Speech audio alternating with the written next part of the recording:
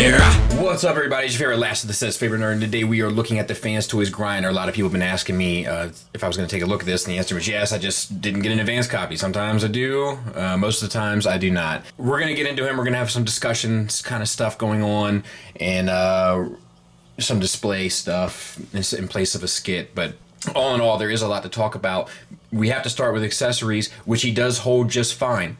I will say, though, I find that he holds them in this particular way.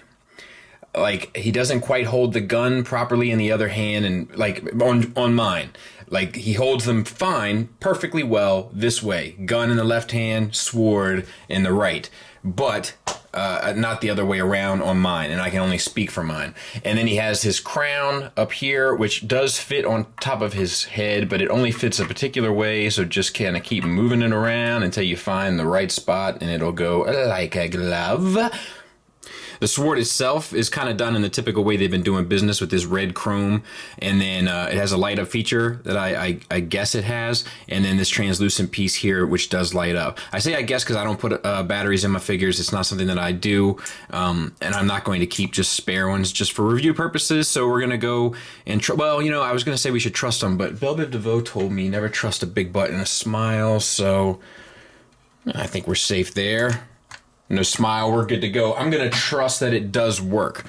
For the gun, similar situation as usual that we've come to expect anyway. Light up feature once again, and not a lick of paint, but decent sculpt. You can insert the battery in there, and you know, looks appropriate, right? Looks like his gun. And then of course the golden crown, which looks great. It is die cast, and it's quite impressive. It's a really nicely sculpted, nicely finished piece. So yeah, all in all, simple list of accessories, but all effective, efficient, and appropriate. In terms of his swap out accessories, we have a different sort of head crest for the dinosaur. We have different red eyes instead of blue eyes for the dinosaur, and then we have another head sculpt with red eyes instead of blue eyes for the head sculpt. So all that is fine and dandy. And then he comes with a fair amount of replacement pieces for the other ones. Different heads, faces, and then Soar's diecast bits, which we'll get to in a second. They're all done well. I've never had any real big complaints with the previous ones, so this is all just a bonus, I guess, for me, the red face. And, you know, it comes with all of the silver finish and so forth. It's fine. And then it has these two, which were very much needed, because these were breaking on people. And actually, I think it was me and a T2RX6 that both said they should have been diecast to begin with. But it is nice to see that they included them. As for this guy, we're going to try to do it the best we can. It's another pretty big figure. Head is on a ball peg, and the ball peg is from the neck. Well, it's from the head into the neck, and then the neck is on a hinge. So it does work fairly well. It's not my favorite way of doing business, and articulation is a bit limited as a result. But I think for most of your poses for Grimlock, you'll be able to get what you want. And it does have the ability to look down a fair bit, especially straight on, which I think is nice for a figure of this size. Swivel works just fine. The arms ratchet here, ratchet there, so it's a universal joint. The range, pretty good, not 90 degrees good, but pretty good, and that works fine. Bicep swivel, and then is this single or double? Double jointed elbow, which gets you 90 degrees. Now I will say this, in box it comes with the forearm down like this, which does make proportionately an uglier bot, but if you just collapse it a bit, you still get both joints that work, and you get a better proportioned bot. For the hands, you get a swivel at the wrist, the thumb is on a ball peg, and then an additional hinge at the first knuckle, and then the fingers are all on two hinges, so one here and then one here. And they're all individually articulated. Some people like that, some people don't. I don't like it when there's ball pegs involved. Hinges I've become okay with. And then on the side we have a little piece of gold chrome in there with translucent piece on top, little silver accent there, gunmetal accent there, but for the most part, not a whole lot of paint on this fella in that regard. For the waist, it's ratcheted, and you get 2 clicks to the left, 2 clicks to the right, and this starts to butt up against there, so to speak. I thought I had seen pictures that had a bit of an ab crunch, but I must be losing my mind. Anyway, I will say that I wish this red had a finish. Some of the reds on these Dinobots have finishes, some don't. So there's been some inconsistencies there, and I wish this did. As far as the waist articulation, 2 clicks, I'm good with that. Anatomically speaking, we don't have a great waist articulation in that regard anyway, so I think 2 clicks is more than enough. We do have some paint accents on here, including these little silver bits, which do go outside the lines a little bit there, but for the most part are done fairly well. Ratcheted universals. Friction out to the side, which gets you the full Van Damme, and ratcheted front and back past. Actually, it's not the full Monty, is it? This one goes past the full Monty, and this one does not. These are protective pieces. We'll get to there in a minute, and I haven't taken them off yet. Thigh swivel on both sides. And, you know, I think in pictures, the thighs looked a little skinny. I can tell you in hand, they look fine. Look perfectly proportionate, no problems.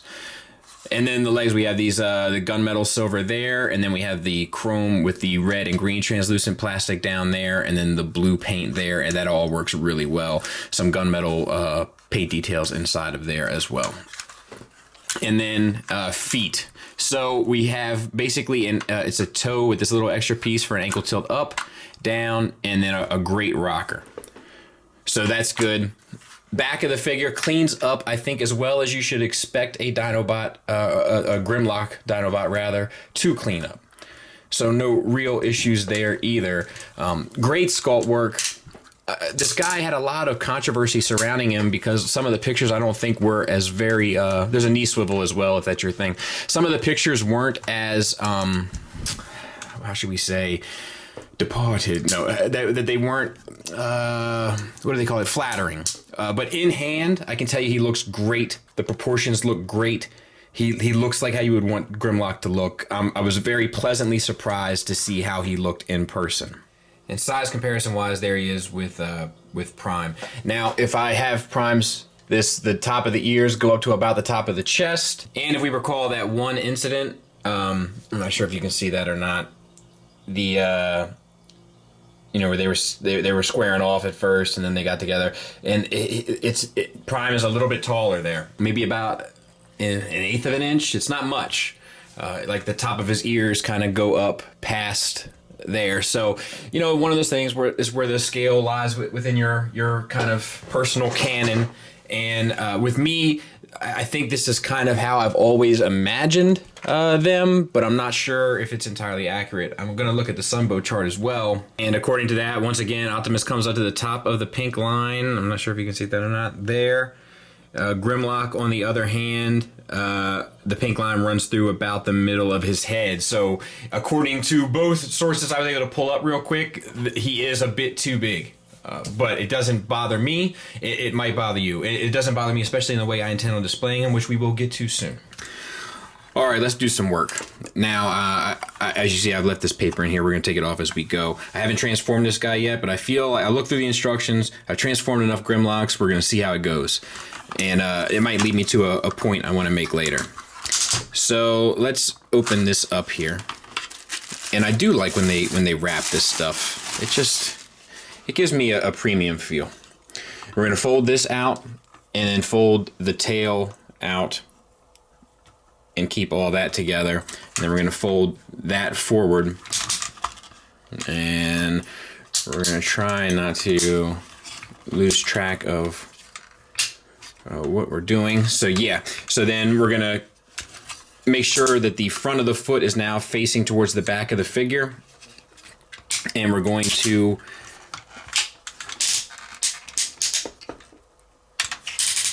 All right, that's the knee. See, this is learning. And we're going to fold this around, and then we're going to wrap this around and collapse it. And we're going to do the same for the other side, which just means we're going to open this up. We're going to remove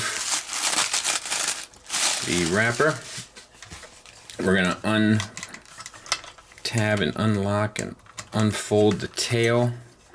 We're gonna twist at the thigh, I think.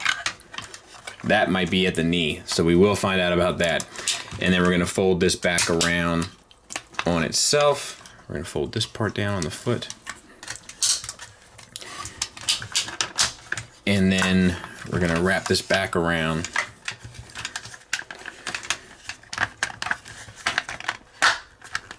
And close that all together.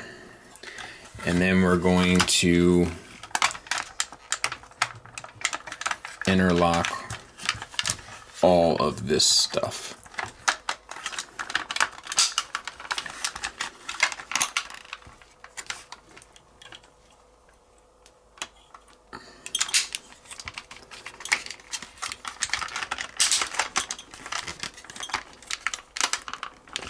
And there's a lot to do. So I'm just gonna interlock all of this off camera and we'll be back. Okay, before we move on, one piece of advice I want to give you is be careful of the thigh swivel and the knee swivel. If they don't stay in alignment, it causes you issues. We're gonna see if this little bit of misalignment, I don't know if you can see that or not, on this thigh is gonna cause an issue. We're gonna use it as an experiment. We're just having fun today.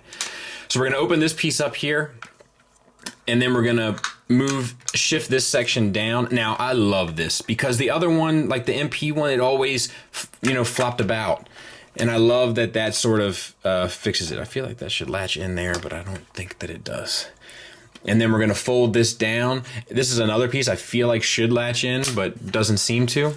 On the back, you take these pieces from the feet and you plug them in to the back of the chest.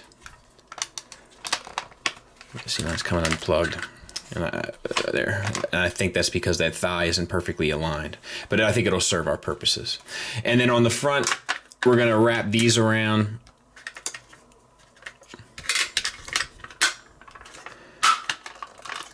And encompass the head.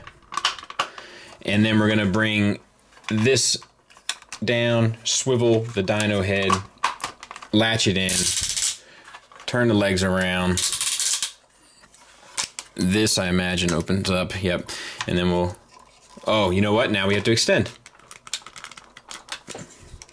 Maybe you have to have this closed. There we go. Open this up. Flip that in. Close it up. And we'll do the same for this side. Extend. Open up. Fold it up. Close it up. I'll get him cleaned up. We'll take a look at him. And there he is. And I love him. I love him. There's something about like this head is like a little bit like this. It's a little bit like smooshed almost. That says something to me. Like I don't know. It speaks to me. It makes me feel more like a Grimlock and less like a real T-Rex, which I think is appropriate. The jaw does open and close. The head is ratcheted on a hinge up and down, all the way to there. And then to there, and if you want the jaw all the way open, you can. And it's got the little gun inside, of course. And then it swivels here.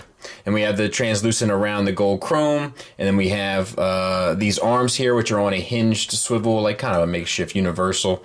So you get that, and then you get an elbow, a wrist hinge. Mine is a little loose right there, just a little bit. It's not bad, it's just a little bit loose, and then the fingers are all individually articulated on the same base pin knuckle.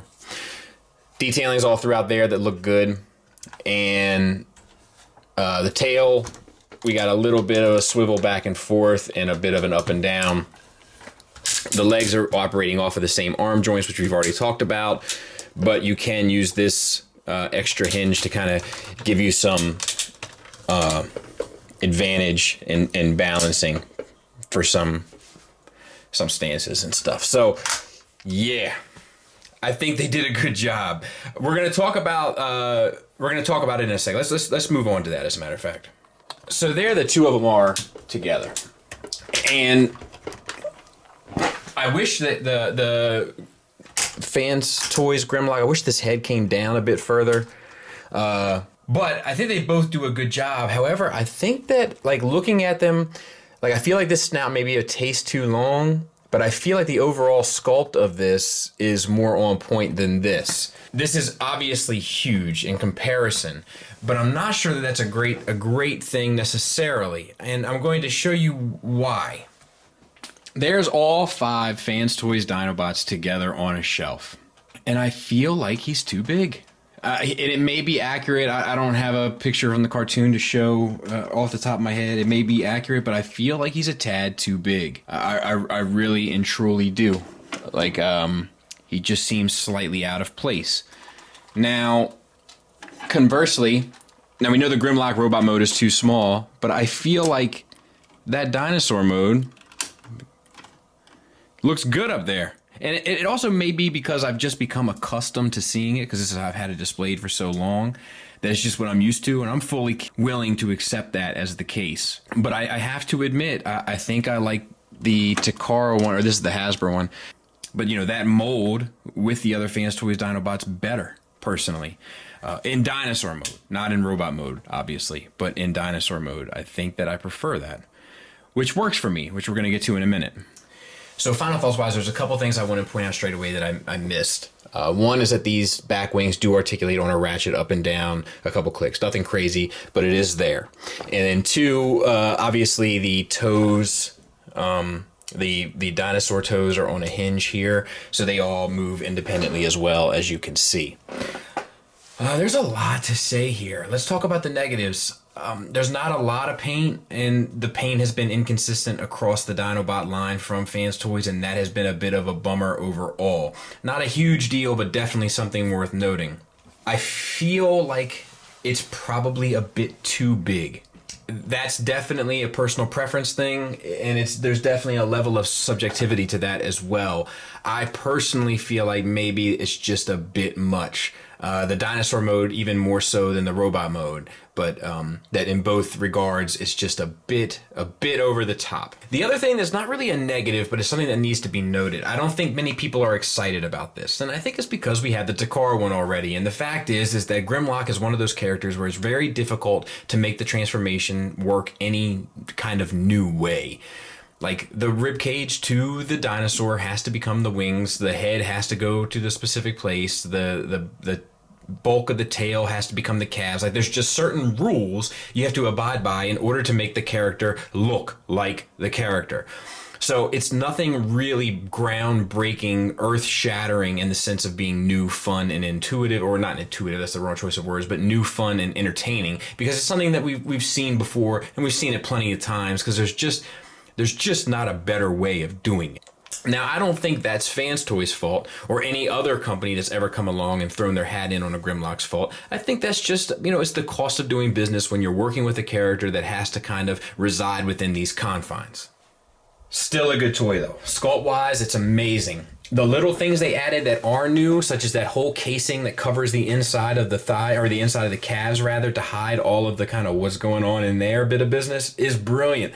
The head flap that connects the chest to the upper part that doesn't make it flop all over the place and gives it a sense of solidity is also brilliant. The build of it is great. The articulation is amazing. I mean, that last pose that we just looked at, like, that's an extremely dynamic pose, and it pulls it off with little to no issue whatsoever. The presence is crazy. Like, there's just an awful lot of good to say here. I think that, unfortunately, I think this is a little too subjective of a choice. I don't think it's a matter of objectivity. If you were going to buy it, but you were worried about whether or not it's built well and designed well, then by all means purchase away and purchase with confidence. I think most people are deciding on whether or not this is worth it. It's a question of whether or not this is worth switching up from what you have to this. And I think that comes down to subjectivity. So I will tell you how I feel. If I had a collection of Dinobots that I intended to display 100% in Dinobot mode, I would not buy this, and I would not recommend this. If I had a set of Dinobots that I planned on displaying in robot mode, I would 100% definitely, without a bit of hesitation, recommend this in a heartbeat, because it is that good. Now, I've always been tempted with the idea of having 2 sets of Dinobots. My initial goal was to do one in Fanstoys and one in Gigapower, but with Fanstoys doing the Slag, the Fusion, whatever it is, coming, I'm going to get that. And with my recent disappointment in Grasser, this has given me an outlet to have 2 sets of Dinobots and to display them in 2 different modes. So what I am going to do is I am going to have my Hashtag MP08 with the rest of my Dinobots in Dinobot mode, and I'm going to have this guy as my Grimlock in Robot mode on a totally different shelf in a totally different place. I love these characters. I love the Dinobots. I always have. I always will. So for me, it's ultimately worth it to have 2 sets. Obviously, that's not going to be the same for everyone. So I can't make the decision for you on this one. All I can say is I don't think you'll hate it in dinosaur mode, but I know you'll love it in robot mode. And if that works for you in any way, shape, or form, then I would base your decision accordingly. Nothing really bad about it. It's just that I'm not sure if a $200 upgrade is worth it for the purposes of your collection, and only you can decide that. But I hope what I had to say helped in some way, shape, or form. Thanks for listening. Thanks for watching. Till next time, take care.